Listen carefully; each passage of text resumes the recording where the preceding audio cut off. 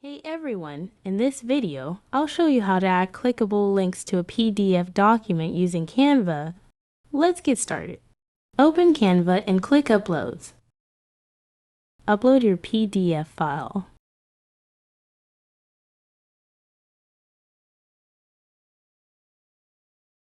Once uploaded, click to open the PDF in the editor.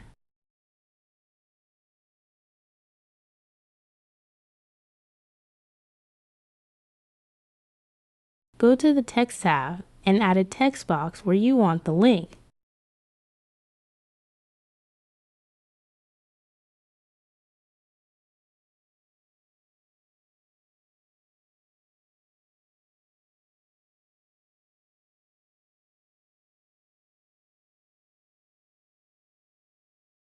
Type your desired text.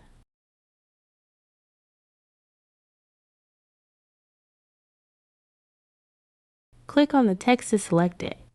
In the top right corner, click the three dots. Choose Link. A pop-up window will appear. Enter the URL you want to link in the link field. Click Done to save the link. Your text is now a clickable hyperlink.